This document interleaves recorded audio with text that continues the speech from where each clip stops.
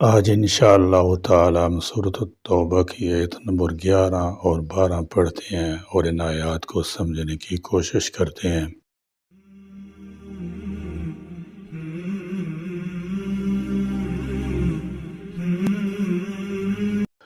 اعوذ باللہ من الشیطان الرجیم، بسم اللہ الرحمن الرحیم۔ فَإِن تَابُوا وَأَقَامُوا الصَّلَاةَ وَآتَوُا الزَّكَاةَ فَإِخْوَانُكُمْ فِي الدِّينِ وَنُفَصِّلُ الْآيَاتِ لِقَوْمٍ يَعْلَمُونَ۔ وَإِن نَكَثُوا أَيْمَانَهُم مِّن بَعْدِ عَهْدِهِمْ وَطَعَنُوا فِي دِينِكُمْ فَقَاتِلُوا أَئِمَّةَ الْكُفْرِ إِنَّهُمْ لَا أَيْمَانَ لَهُمْ لَعَلَّهُمْ يَنْتَهُونَ۔ فَإِن پھر اگر تابو وہ توبہ کر لیں، یعنی شرک سے توبہ کریں، نماز توحید رسالت کے اقرار کے بعد اسلام کا سب سے اہم رکن جو اللہ کا حق ہے، اس میں اللہ کی عبادت کے مختلف پہلو ہیں۔ اس میں 10 بستہ قیام ہے، رکوع سجود ہے، دعا و مناجات ہے، اللہ کی عظمت جلالت کا اور اپنی عاجزی بے کسی کا اظہار ہے۔ عبادت کی یہ ساری صورتیں اور قسمیں صرف اللہ کے لیے خاص ہیں۔ نماز کے بعد دوسرا اہم فریضہ زکوٰۃ ہے، جس میں عبادتی پہلو کے ساتھ ساتھ حقوق العباد بھی شامل ہیں۔ زکوٰۃ سے معاشرے کے اور زکوٰۃ دینے والے کے قبیلے کے ضرورت مند، مفلس، نادار اور معذور و محتاج لوگ فائدہ اٹھاتے ہیں۔ اس لیے حدیث میں بھی شہادت کے بعد انہی 2 چیزوں کو نمایاں کر کے بیان کیا گیا ہے۔ نبی کریم صلی اللہ تعالی علیہ وسلم نے فرمایا، مجھے حکم دیا گیا ہے کہ میں لوگوں سے جنگ کروں یہاں تک کہ وہ اس بات کی گواہی دیں کہ اللہ تعالی جل شانہ کے سوا کوئی معبود برحق نہیں اور محمد اللہ کے رسول ہیں، اور نماز قائم کریں اور زکوٰۃ دیں۔ حضرت عبداللہ بن مسعود رضی اللہ تعالی عنہ کا قول ہے،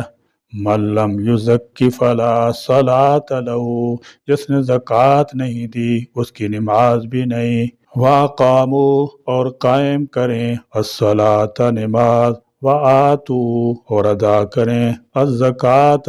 زکوٰۃ، فَإِخْوَانُكُمْ تو وہ تمہارے بھائی ہیں۔ فرمایا فَإِن تَابُوا وَأَقَامُوا الصَّلَاةَ وَآتَوُا الزَّكَاةَ فَإِخْوَانُكُمْ فِي الدِّينِ، یعنی اگر وہ مشرکین شرک سے ایمان کی طرف اور عہد شکنی سے وفائے عہد کی طرف لوٹ آئیں، اور جو نمازیں ان پر فرض ہوں انہیں تمام شرائط و ارکان کے ساتھ ادا کریں،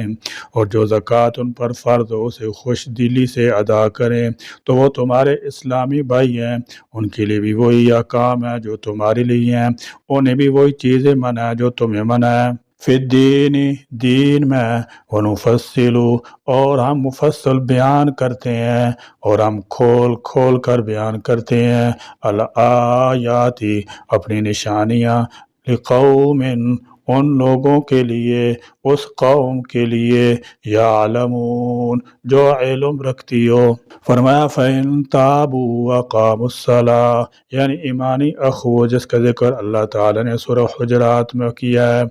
انما المؤمنون اخوہ، مومن تو سب بھائی ہیں، اور ان 3 چیزوں کے بغیر حاصل نہیں ہوتی۔ ان 3 چیزوں سے انہیں اسلامی معاشرے میں وہ تمام حقوق حاصل ہوں گے جو دوسرے مسلمانوں کو حاصل ہیں۔ شاہ عبد القادر رحمۃ اللہ تعالی لکھتے ہیں، یہ جو فرمایا بھائی ہیں، حکم شرع میں اس میں سمجھ لیں کہ جو شخص قرائن سے معلوم ہو کہ ظاہر میں مسلمان ہے اور دل سے یقین نہیں رکھتا، تو چاہے اسے حکم ظاہری مسلمان گنیں مگر معتمد اور دوست نہ پکڑیں۔ یہ بات پہلے بھی گزری ہے، یہاں مزید تاکید ہو گئی ہے کہ نماز اور زکوٰۃ کا محض اقرار ہی اخوت دینی کے لیے کافی نہیں، بلکہ عملاً اس کی ادائیگی امت مسلمہ میں شامل ہونے کے لیے ضروری ہے، اور مسلمان حاکم پر لازم ہے کہ ان کی عدم ادائیگی پر بات پرس کرے اور سزا دے، اور اگر وہ ان کی ادائیگی سے انکار یا انہیں مذاق کریں تو ابو بکر رضی اللہ تعالی عنہ کی طرح انہیں مرتد قرار دے کر ان سے جنگ کی جائے۔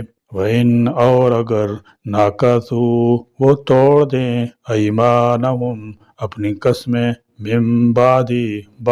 عہدہم اپنے عہد لینے کے، وَطَعَنُوا اور طعن کریں، فی دینکم تمہارے دین میں، فقاتلوا تو تم لڑو، ائمۃ الکفر ان سرداران کفر سے۔ یہ بہت اہم اور قابل توجہ نکتہ ہے۔ جزیرہ نما عرب کے اندر کافر اور مشرک تو بہت تھے، اور یہاں خصوصی طور پر کفر اور شرک کے پیشواؤں سے جنگ کرنے کا حکم دیا جا رہا ہے۔ یہ ائمۃ الکفر کے امام قریش تھے، وہ کعبہ کے متولی اور تمام قبائل کے بتوں کے مجاور تھے۔ دوسری طرف سیاسی، معاشرتی اور معاشی لحاظ سے مکہ کو ملک عراق کی حیثیت حاصل تھی اور ان کے زیر تسلط تھا۔ اس وقت اگرچہ جزیرہ نما عرب میں نہ کوئی مرکزی حکومت تھی اور نہ ہی کوئی باقاعدہ مرکزی دارالحکومت تھا، مگر پھر بھی اس پورے خطے کا مرکزی شہر اور معنوی صدر مقام مکہ ہی تھا، اور اس مرکزی شہر اور ام القریٰ میں واقع اللہ کے گھر کو قریش نے شرک کا اڈا بنایا ہوا تھا۔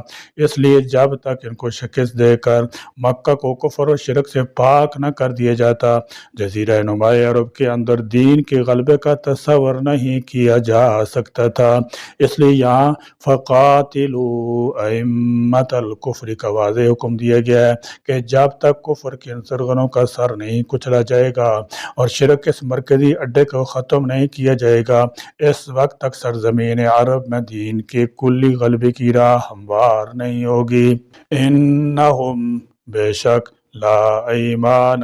نہیں معتبر قسمیں، لہم ان کے لیے، لعلہم تاکہ وہ، ینتہون رک جائیں، باز آ جائیں۔ فرمایا وَإِن نَكَثُوا أَيْمَانَهُمْ، یعنی جن لوگوں کی حالت یہ ہو کہ وہ نہ صرف تم سے معاہدہ کر کے اسے توڑتے ہوں بلکہ تمہارے دین کا مذاق اڑاتے ہوں، اس میں طعن کرتے ہوں اور عیب نکالتے ہوں، تو سمجھ لو کہ یہی ائمۃ الکفر کفر کے سردار ہیں، ان کی قسم کا کچھ اعتبار نہیں۔ لہذا تم ان لوگوں کو کسی قسم کا موقع دیے بغیر ان سے جنگ کرو تاکہ تمہاری تلواروں کی کاٹ سے وہ اپنے کرتوتوں سے باز آ جائیں۔ معلوم ہوا کہ دین اسلام پر طعن کرنے والا اور رسول اللہ صلی اللہ تعالی علیہ وسلم کی اہانت کرنے والا، گستاخی کرنے والا واجب القتل ہے۔ رسول اللہ صلی اللہ تعالی علیہ وسلم نے اگرچہ تمام کفار سے جنگ کی، مگر دین میں طعن، اسلام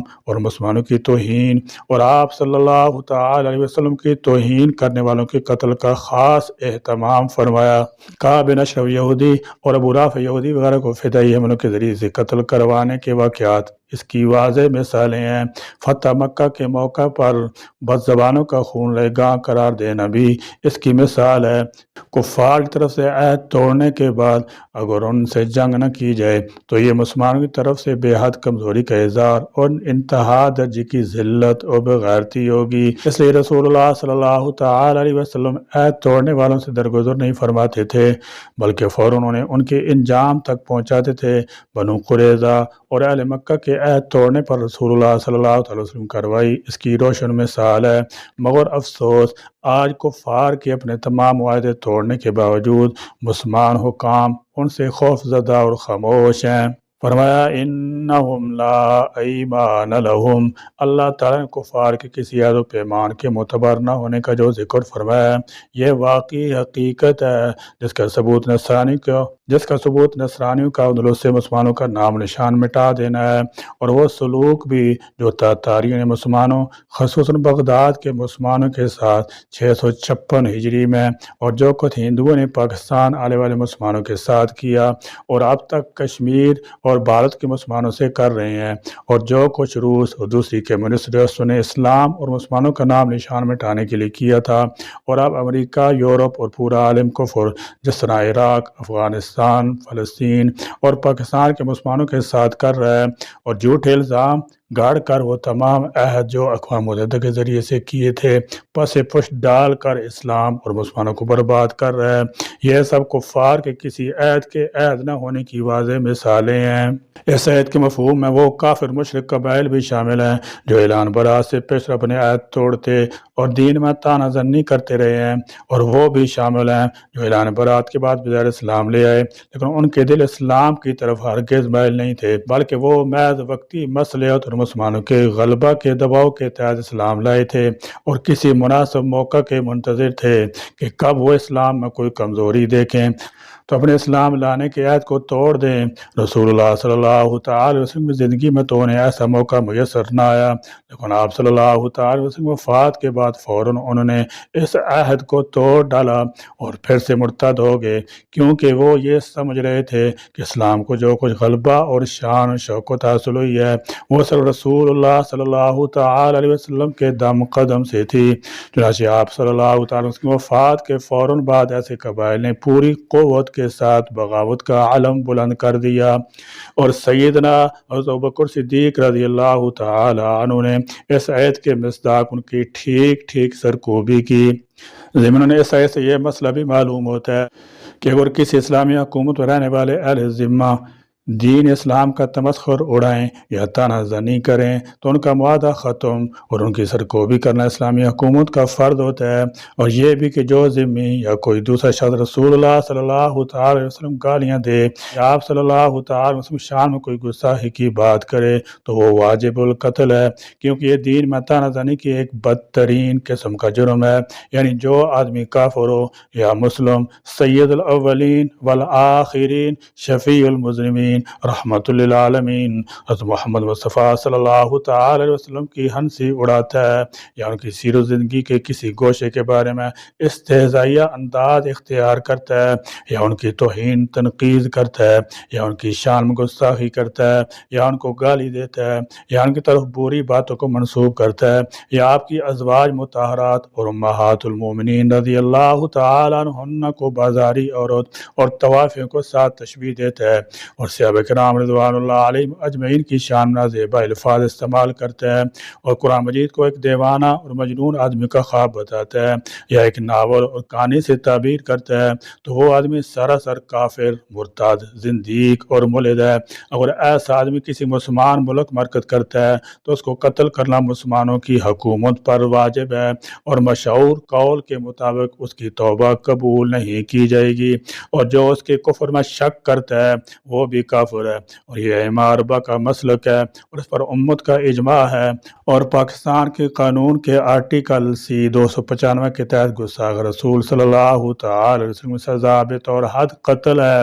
اور اس جرم کے پائے جانے اور اقرار یا شرعی گواہوں کی گواہی سے یہ ثابت ہو جانے کی صورت میں حکومت کی ذمہ داری ہے کہ اس سزا کا اطلاق کرے، اور توہین رسالت سمیت تمام شرعی حدود کے تنفاذ اور سزاؤں کے اجرا حکومت کا کام ہے۔ ہر کسر ناقص اس طرح کی سزا جاری کرنے کا مجاز نہیں۔ عوام کی ذمہ داری یہ ہے کہ اگر خدا نخواستہ ہمارے معاشرے میں کوئی ایسا مجرم پایا جاتا ہے تو شریعت اور قانون کے تقاضے پورے کرے اور ایسے مجرم کے خلاف الامن قانونی چارجوئی کر کے اسے کیفر کردار تک پہنچائے۔ یا اللہ کریم اپنے راستہ میں ہمیں بھی کفار سے جنگ جہاد نصیب فرما اور ہمیں اپنی نصرت سے سرخروئی عطا فرما اور کفار کو ذلیل خوار اور خاسر و ناکام فرما۔ یا اللہ ہمیں قرآن کی سمجھ عطا فرما۔ یا اللہ قرآن پر غور کرنے کی توفیق عطا فرما۔ یا اللہ قرآنی احکام پر عمل کی توفیق عطا فرما۔ آمین یا رب العالمین۔ وآخر دعوانا الحمدللہ رب العالمین۔